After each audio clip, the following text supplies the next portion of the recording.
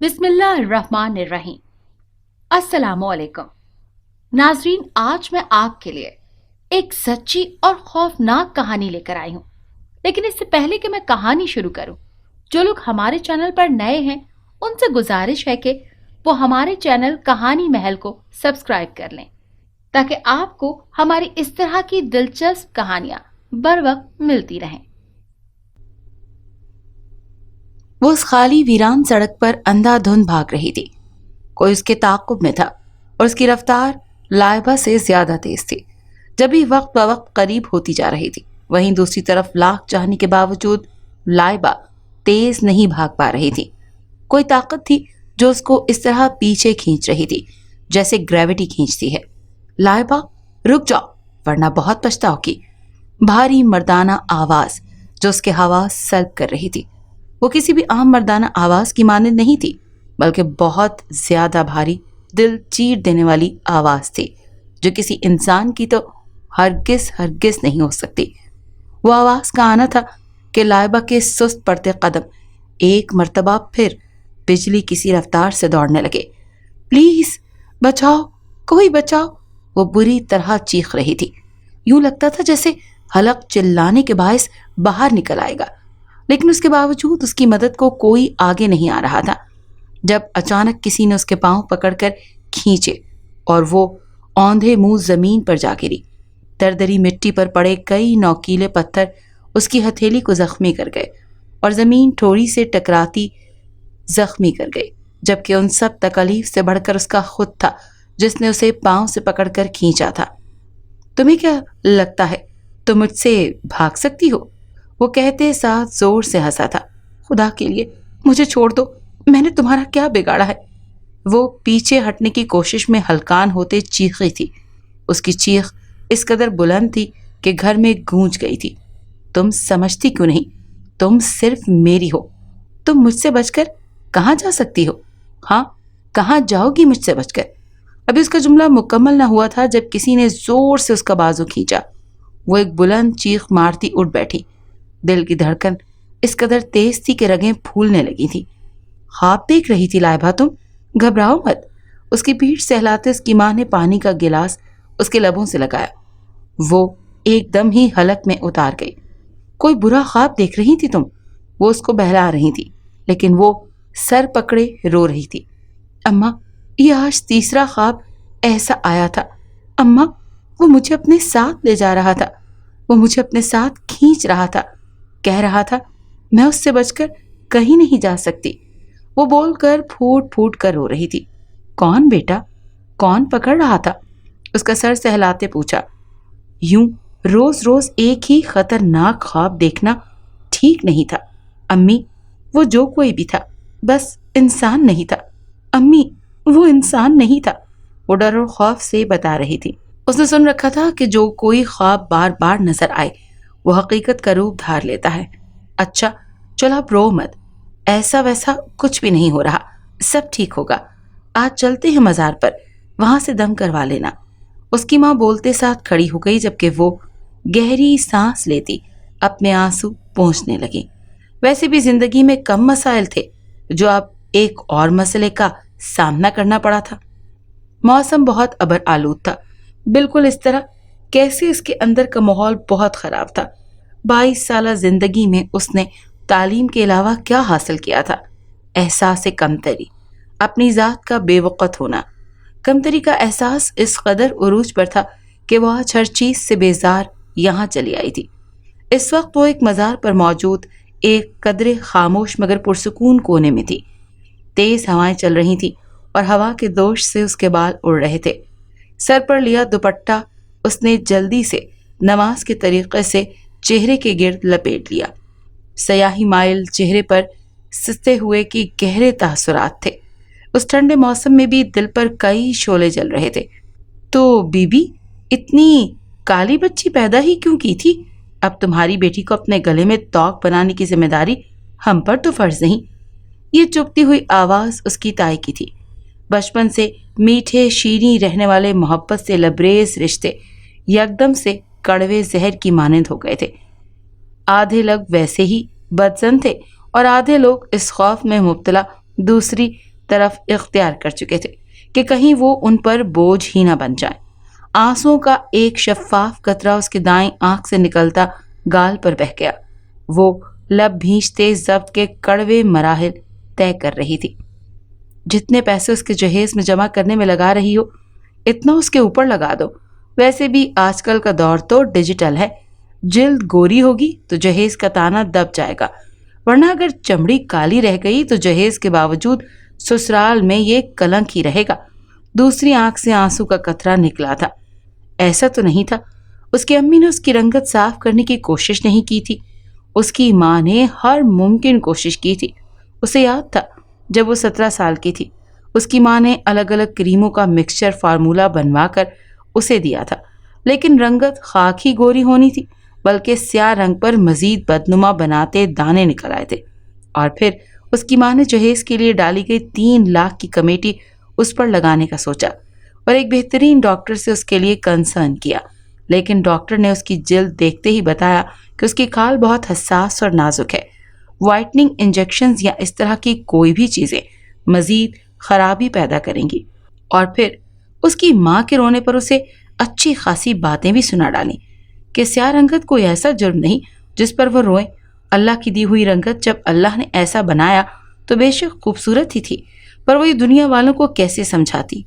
سب کچھ ذہن کے پردے پر جیسے جیسے اتر گیا، اس کے آنسوں کی رفتار گہری ہوتی گئی، بند آنکھوں سے مختلف آنسو بہ رہے تھے۔ جب اس نے آہستہ سے بولنا شروع کیا، اللہ میری رنگت کالی ہے، اس میں میرا کیا قصور؟ میں تجھ سے شکوہ نہیں کرتی، میں جانتی ہوں تو نے مجھے بہت پیارا بنایا ہے، میں شکر گزار بھی ہوں، پر تیرے بنائے گئے بندے تیرے ہی بنائے ہوئے میں نقص کیوں نکالتے ہیں؟ وہ کیوں مجھے حقارت سے دھتکار دیتے ہیں؟ اس کی آواز میں بلا کا درد تھا۔ اللہ میں بھی اپنے لیے ایک ہمسفر چاہتی ہوں جس کی نظروں میں میں خوبصورت ہوں، میں بلکہ دنیا کی سب سے خوبصورت لڑکی ہوں۔ وہ دیکھے تو مجھے اپنا آپ حسین لگے۔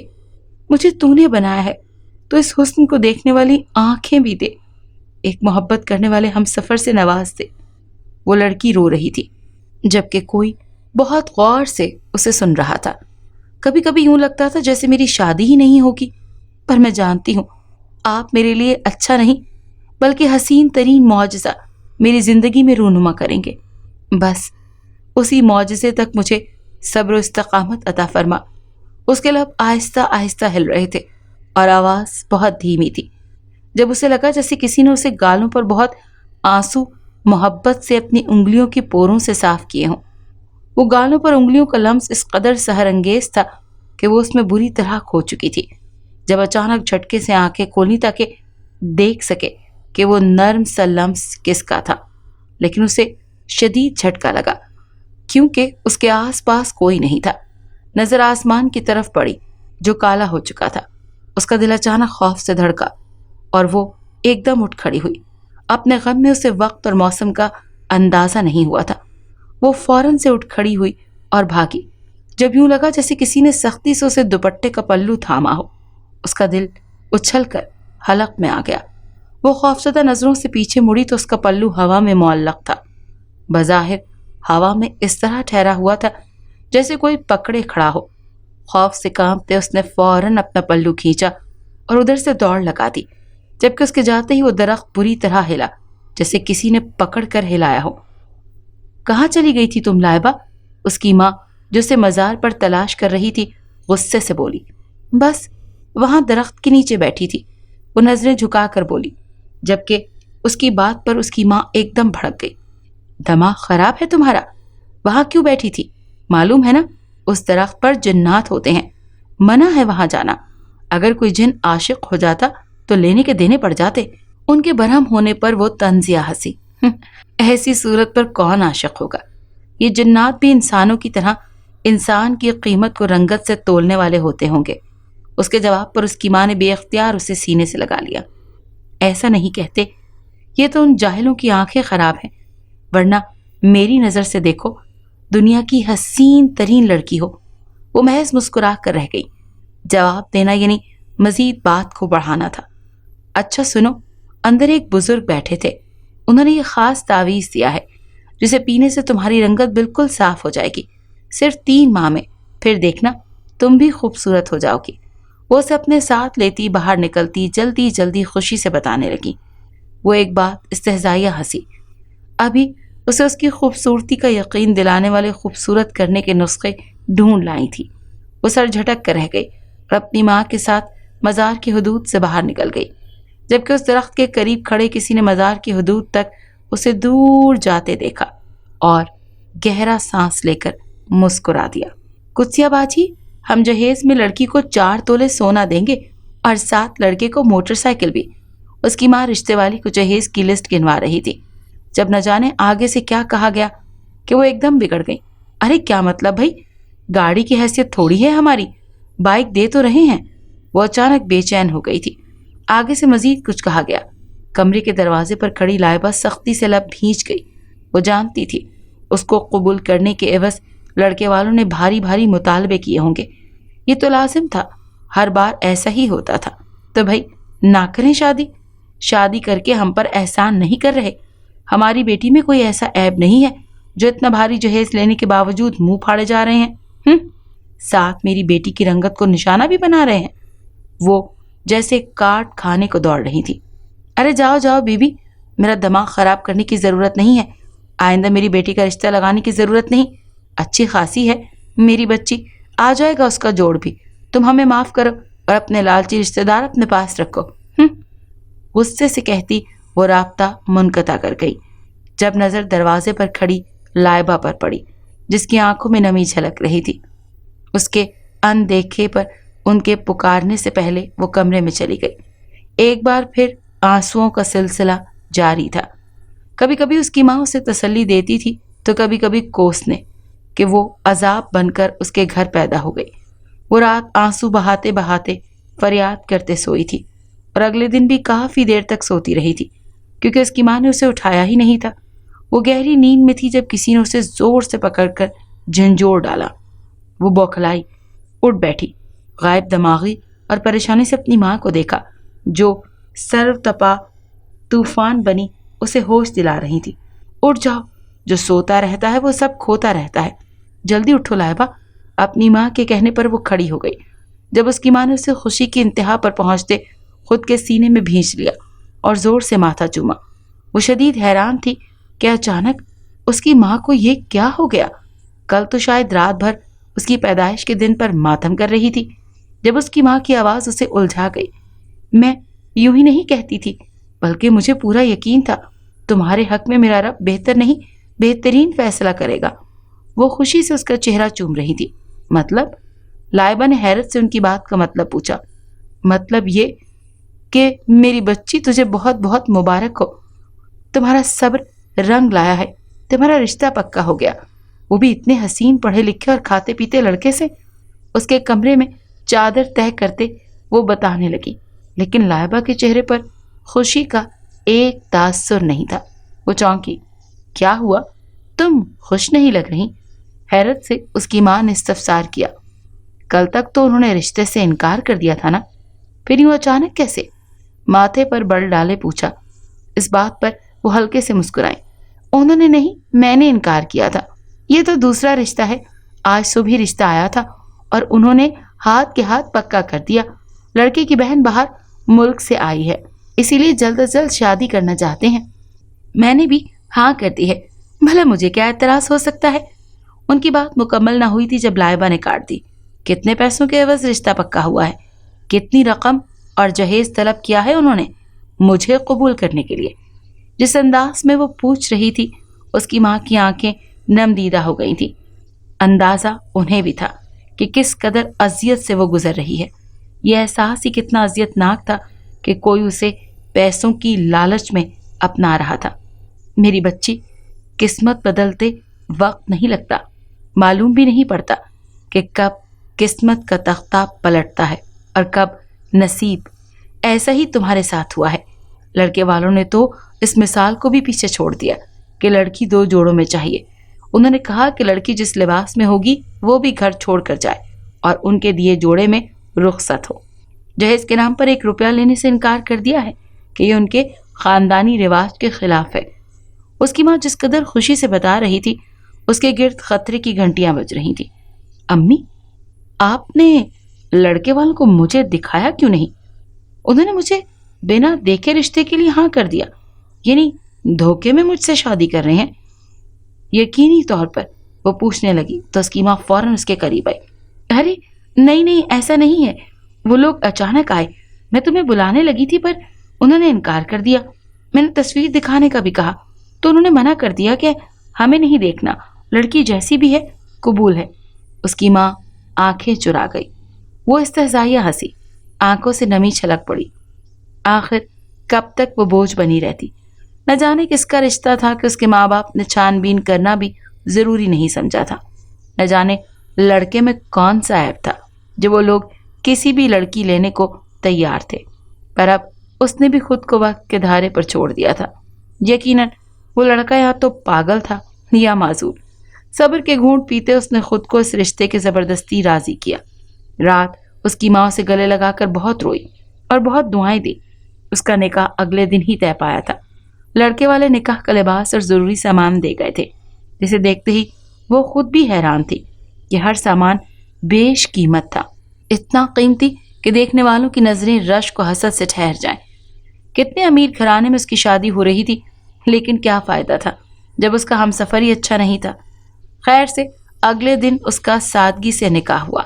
نکاح میں چند ایک ضروری افراد لڑکے والوں کی جانب سے تھے اور چند ہی لڑکی والوں کی جانب سے۔ نکاح کے بعد اس کی سوگوار سی دلہن بنی لائبہ کو لا کر دلہے کے ساتھ بٹھایا گیا تو لائبہ نے بے اختیار خوشبو میں رچے بسے اپنے محرم کو دیکھا تو نظر پلٹنا بھول گئی۔ اگر لوگ اسے چاند کا داغ کہتے تھے تو بلا شبہ اس کے برابر میں بیٹھا مرد چاند سی چمک رکھتا تھا، سفید چمکتا حسین رنگ، اور اس پر اس کی بھوری آنکھیں بلا کی حسین لگ رہی تھی۔ کیا واقعی اس شخص نے اس سے شادی کی تھی؟ وہ فوراً اپنا چہرہ جھکا گئی۔ یقیناً اب تک اس شخص نے اس کا چہرہ نہیں دیکھا تھا۔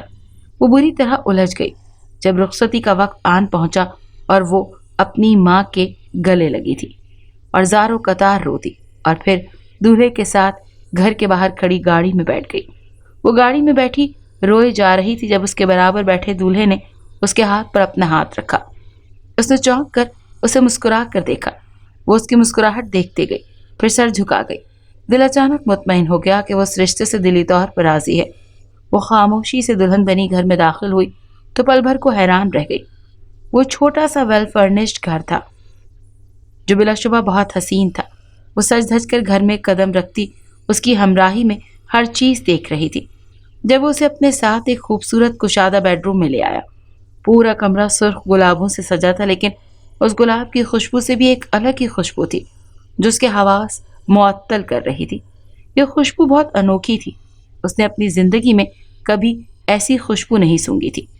وہ مسکرا کر خاموشی سے بیڈ پر بیٹھ گئی جب اس کا شوہر باہر اس کے لیے پانی لینے گیا۔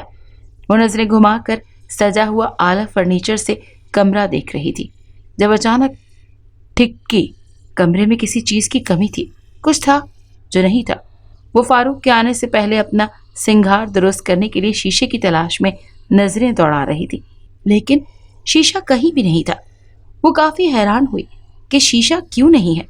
جب تک فاروق بھی کمرے میں آ گیا تو وہ چہرے پر گھونگھٹ ڈال کر بیٹھ گئی۔ اگلے دن وہ فاروق کے ساتھ اپنی ماں کے گھر آ گئی۔ ولیمے کے طور پر گھر میں ایک سادہ سی تقریب رکھی گئی تھی۔ اس کے اگلے دن اس نے شیشے کی تلاش میں پورے گھر میں چکر لگایا، لیکن وہ حیران رہ گئی کہ گھر میں ایک شیشہ بھی نہیں تھا۔ بھلا پھر وہ شخص تیار کیسے ہوتا تھا؟ شام کو جب فاروق گھر آیا تو اس نے اس سے متعلق استفسار کیا۔ فاروق، گھر میں ایک بھی شیشہ نہیں ہے، سنجیدگی سے کہا۔ اس نے محسوس کیا کہ فاروق کے چہرے کی رنگت واضح تبدیل ہو گئی ہے۔ کیا ہوا؟ وہ حیرت سے پوچھ رہی تھی۔ اس نے کوئی انوکھی بات تو نہیں کی تھی، بلکہ انوکھی بات تو یہ تھی کہ گھر میں شیشے نام کی کوئی چیز ہی نہیں تھی۔ مجھے شیشہ دیکھنا پسند نہیں، وہ بولا تو لائبہ بے اختیار ہنسی۔ آپ کو نہیں پسند، پر مجھے تو دیکھنا ہوتا ہے، وہ ہنستے ہوئے بولی۔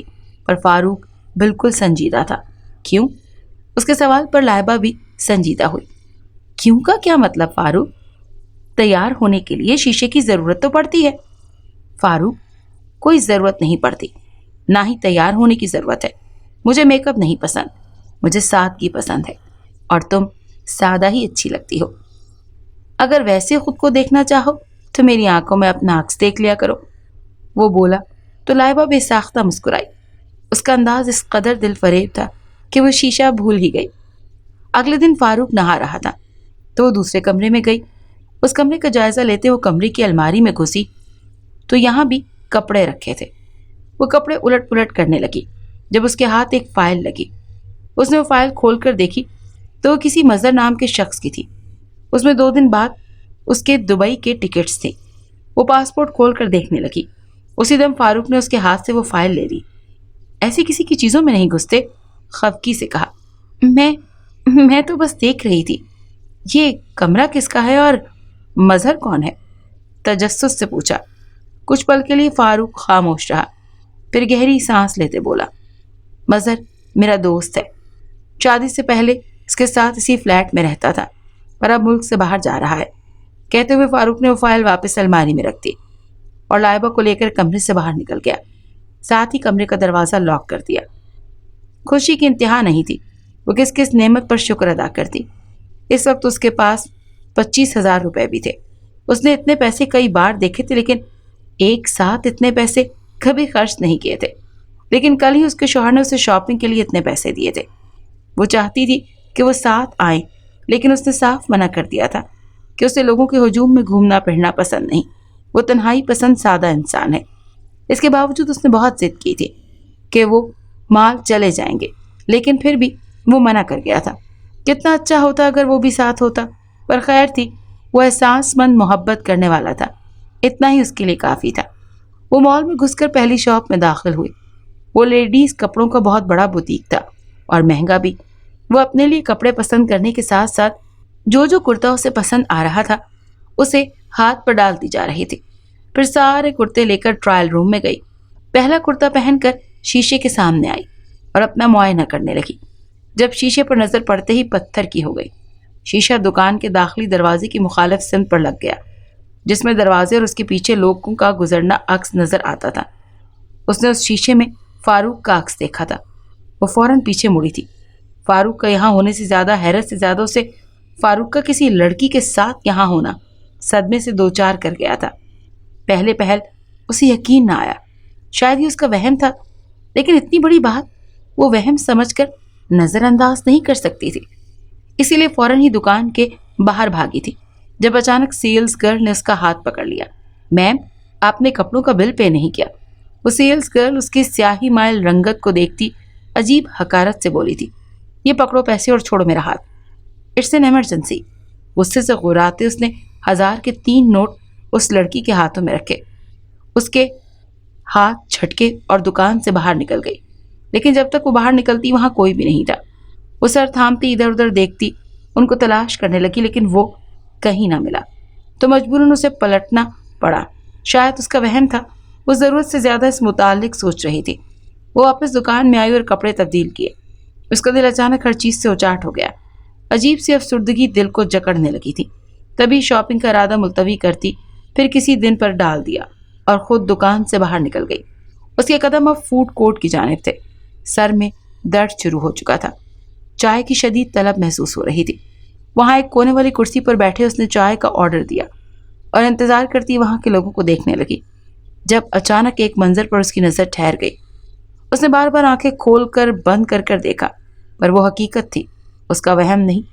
اس کی آنکھیں پل میں نمکین پانی سے لبالب بھر گئیں, کیونکہ سامنے کا منظر ہی اتنا دل چیر دینے والا تھا.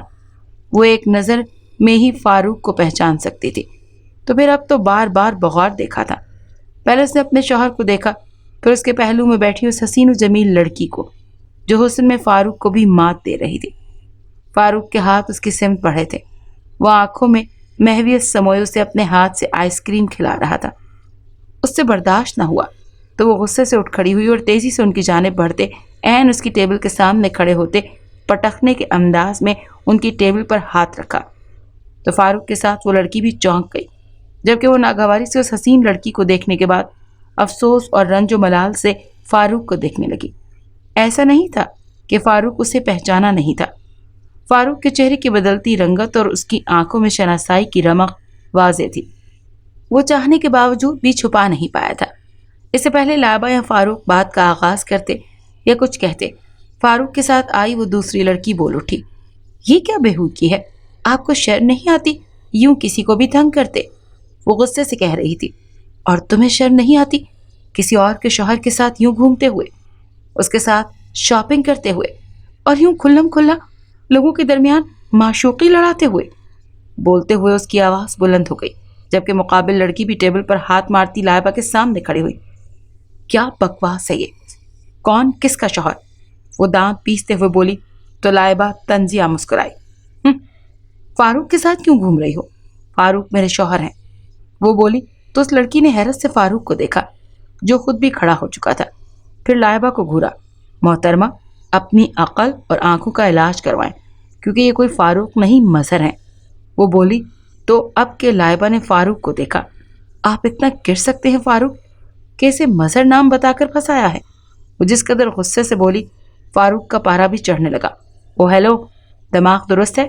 یہ میرے شوہر ہے، کس طرح کی گھٹیا باتیں کر رہی ہیں آپ؟ شوہر لفظ پر لائبہ نے بے یقینی سے فاروق کو دیکھا۔ فاروق، آپ یہ گھٹیا حرکت کیسے کر سکتے ہیں؟ وہ روتے ہوئے بولی، مظہر یہ سب کیا ہے؟ اب کہ وہ لڑکی بھی فاروق پر شکی تھی، جب فاروق انتہائی غصے سے بولا، بکواس بند کرو اپنی، میں تمہیں جانتا بھی نہیں، تم کون ہو؟ بلا وجہ گلے پڑ رہی ہو؟ میرا نام فاروق نہیں مظہر ہے، اور یہ میری بیوی جائشہ ہے۔ کیا کوئی پرینک چل رہا ہے یہاں؟ وہ شدید غصے سے بولتا لائبہ کو ساکت کر گیا۔ کئی نظریں انہی کی جانب تھیں۔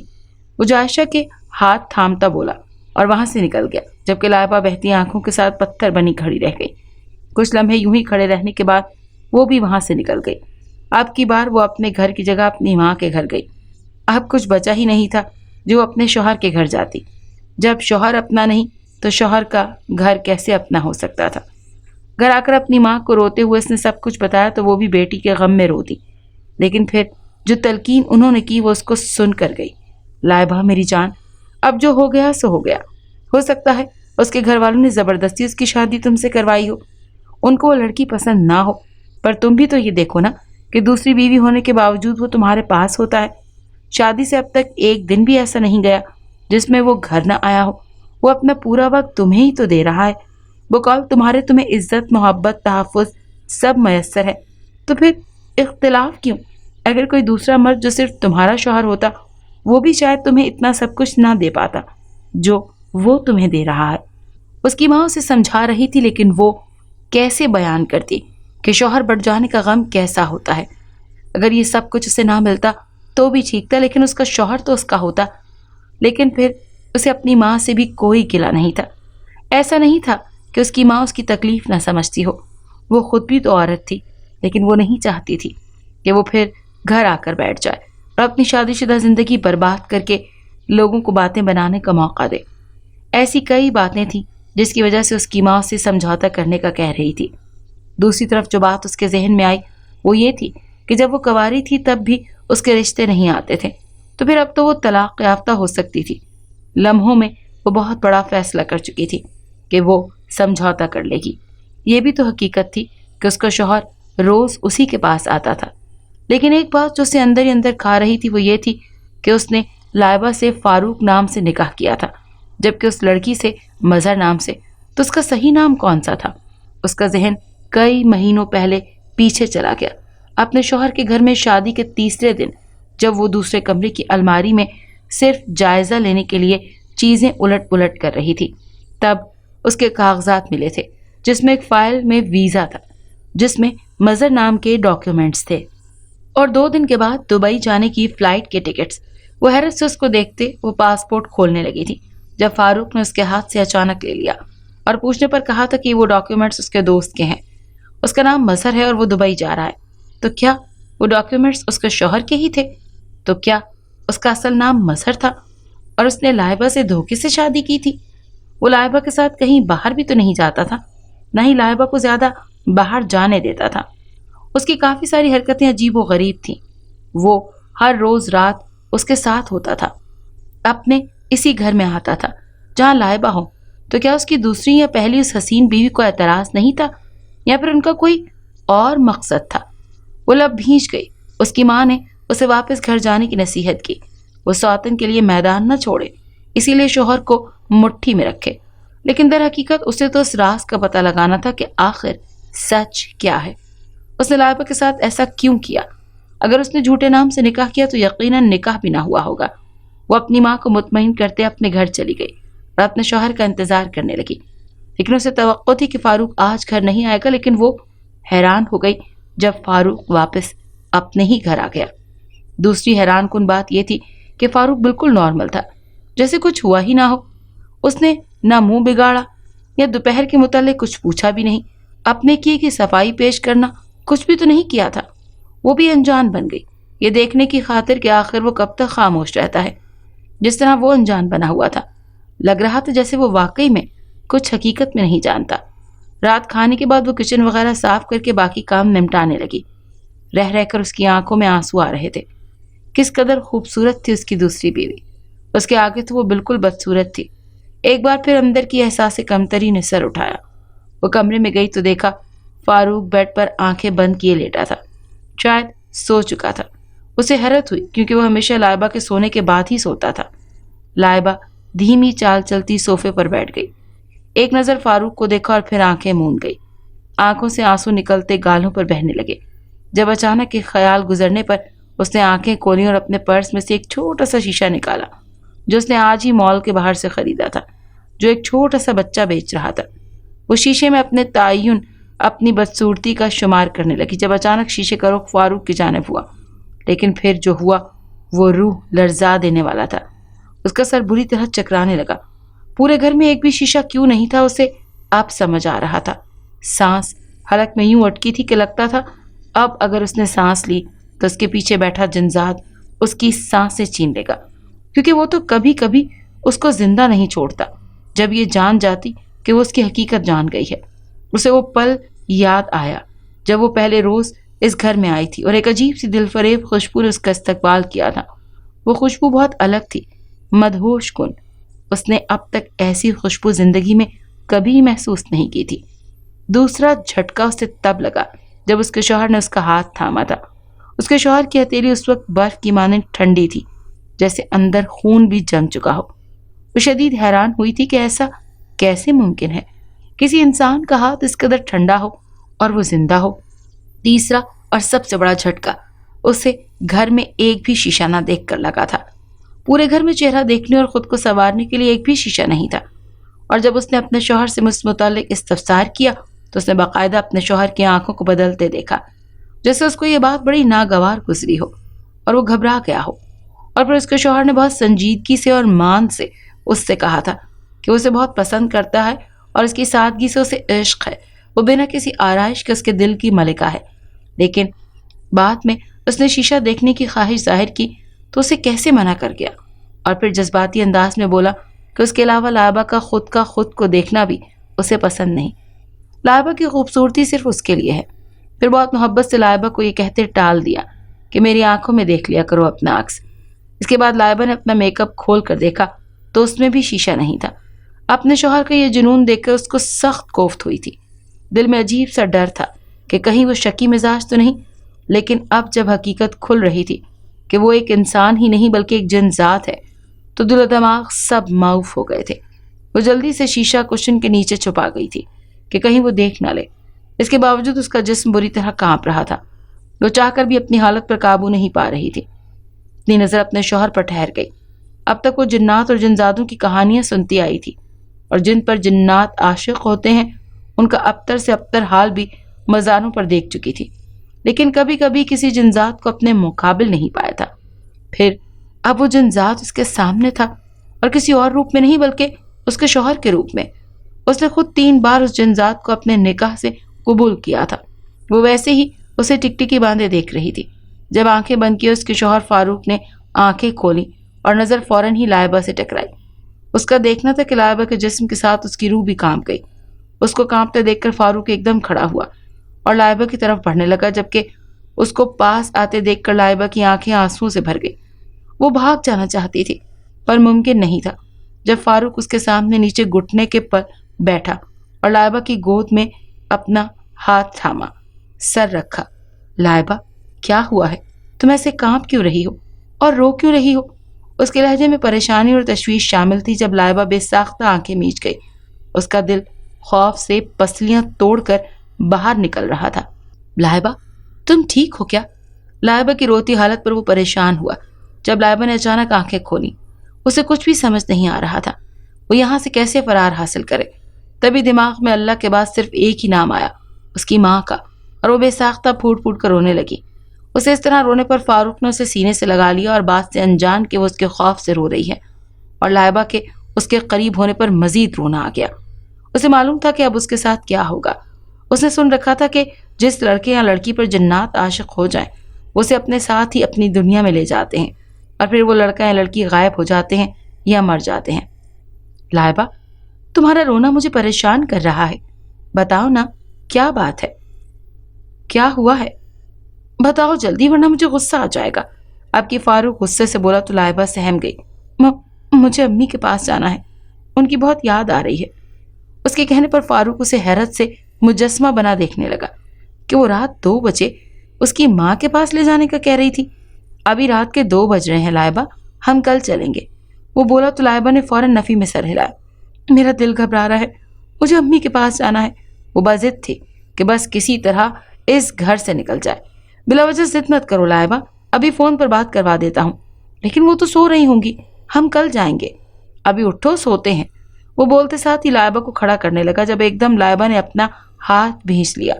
उसकी हकीकत जानने के बाद लाइबा का उसके करीब जाना नामुमकिन था। वो शख्स पहले रोज से उसके साथ उसके शौहर की हैसियत से रह रहा था। ऐसा कैसे मुमकिन था? मुझे अभी इबादत करनी है, अपने डर पर काबू पाते कहा तो कुछ लम्हे खामोशी की नजर हुए। फारूक ने उसका सहमा चेहरा बगौर उसके करीब से देखा और फिर असबाब में सर हिलाते उठ खड़ा हुआ। लाइबा से मजीद कोई बात किए बिना वो बिस्तर पर अपनी जगह पर लेट, लेकिन सख्ती से अपनी मुट्ठी दबोचे वो अपने माथे की फूली रग पर रख गया। उसकी आंखें शोले उगल रही थी। लाइबा को बगौर देखा। लाइबा का कुशन के नीचे छुपाया शीशा उसकी जीरक निगाहों से मख्फी नहीं रहा था, बल्कि कुशन के नीचे से झांकता उसको सारी रुदात सुना गया था। वो जान गया था कि लाइबा उसकी सारी हकीकत जान चुकी है और उसी से खौफजदा है। ये बात उसके इश्तियाल दिला रही थी कि लाइबा उससे दूर भाग जाना चाहती है। वो अपनी माँ के पास भी यकीनन इसीलिए जाना चाहती थी ताकि उससे दूर जा सके। चंद लम्हे गुस्से से गुजारने के बाद उसके होंठ गहरा मुस्कुराए। वो सोच चुका था कि उसे क्या करना है। वो किसी भी सूरत हाल में लाइबा को नहीं छोड़ने वाला था, फिर चाहे लाइबा राजी हो या जबरदस्ती लाइबा को छोड़ना नामुमकिन में से था। अब वो जानता था कि उसे क्या करना है। वो कल ही अपने फैसले पर अमल करने वाला था। उसका दिलो दिमाग मुतमईन हो गया था। वो जानता था कि वो जो कर रहा है वो सही होगा। जबकि दूसरी तरफ लाइबा दूसरे कमरे में मुसल्ला बिछाए उस पर बैठी थी, मुस्तकिल तस्बीहात पढ़ते अपनी हिफाजत की दुआ कर रही थी।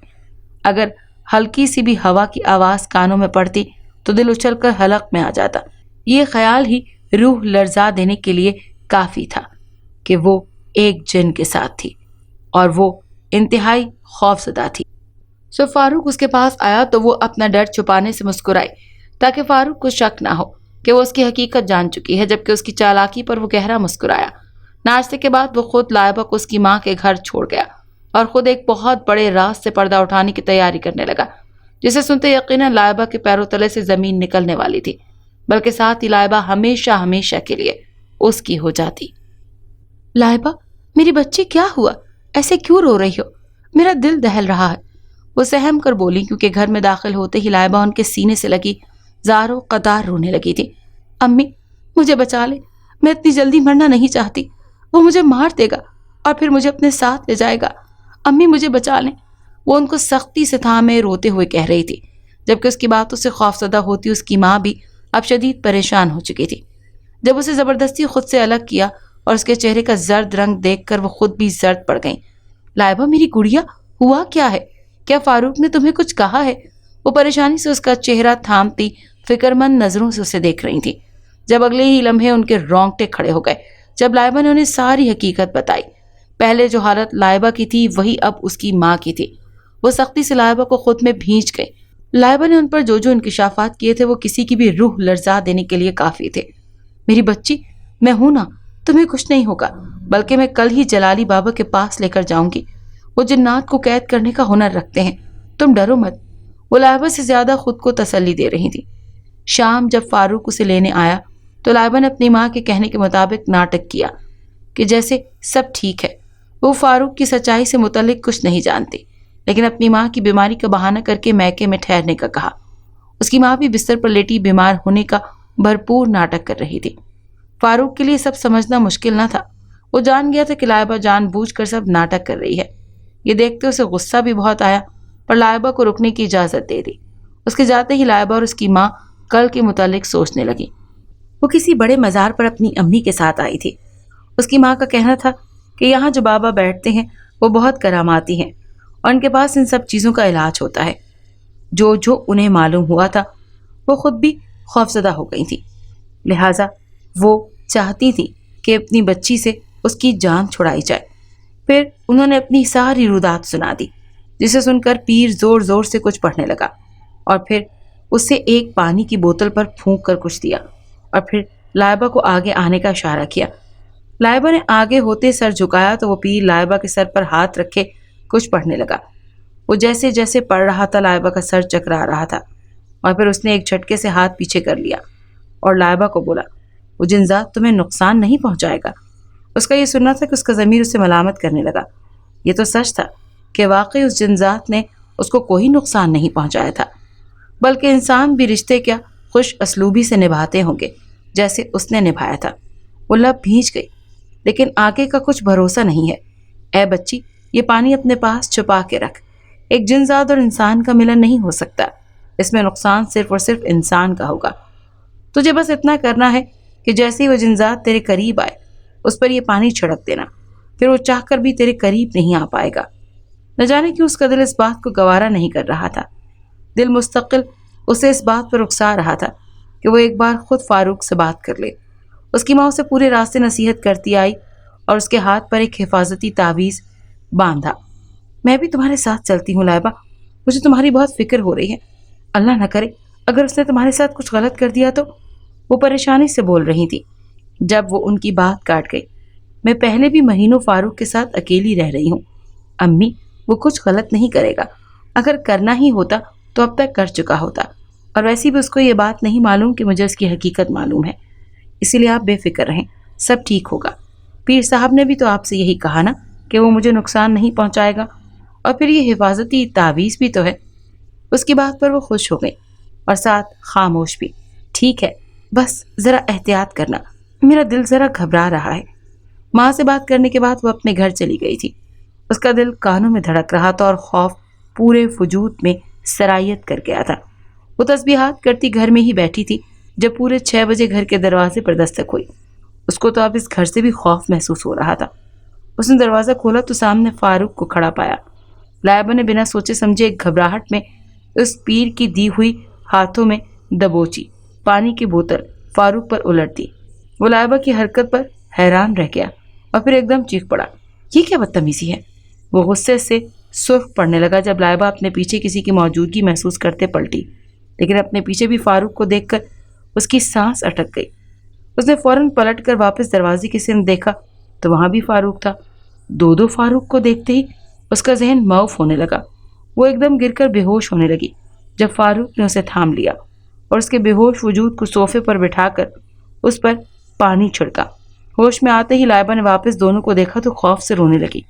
جب ان میں سے ایک اٹھ کر لائبہ کے قریب گھٹنوں کے بل بیٹھا، لائبہ پہچان گئی کہ وہی فاروق ہے۔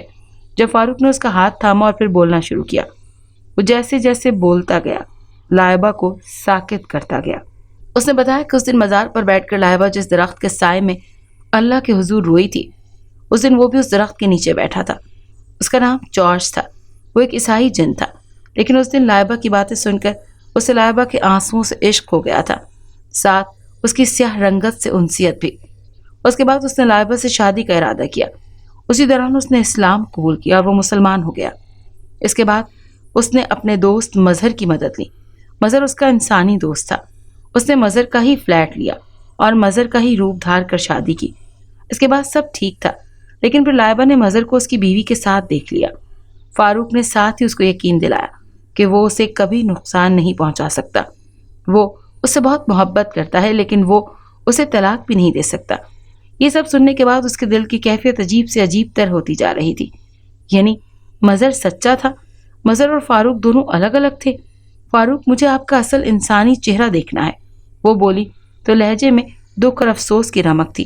جب کچھ ہی دیر بعد فاروق کمرے میں چلا گیا، جب لوٹا تو اس کا چہرہ بدلا ہوا تھا، اور اس بار لائبہ کو پہلے سے زیادہ جھٹکا لگا کہ وہ تو مظہر سے بھی زیادہ حسین تھا۔ بات مکمل ہو چکی تھی، مظہر جا چکا تھا، لائبہ زارو قطار رو دی تھی۔ یہ ایک بہت بڑی اور کڑوی حقیقت تھی کہ ایک جنذات کو شوہر کے روپ میں قبول کرنا بہت کٹھن تھا، پر وہ کر رہی تھی۔ کچھ وقت لگا تھا، پر وہ اس حقیقت کو تسلیم کر چکی تھی کہ اس کا ایک بیٹا بھی ہوا۔ اس کی ماں نے بھی خون کے گھونٹ پیتے بیٹی کے کہنے پر یہ حقیقت قبول کر لی۔ اگر آپ کو یہ کہانی اچھی لگی ہے تو اسے لائک کیجیے اور ہمارے چینل کہانی محل کو سبسکرائب کیجیے۔ اور ہاں، اگر آپ کے کسی دوست، رشتہ دار یا بہن کے ساتھ خدا نخواستہ اس طرح کا کوئی بھی واقعہ پیش آیا ہے تو ہمیں کامنٹ سیکشن میں اس کے بارے میں ضرور بتائیے۔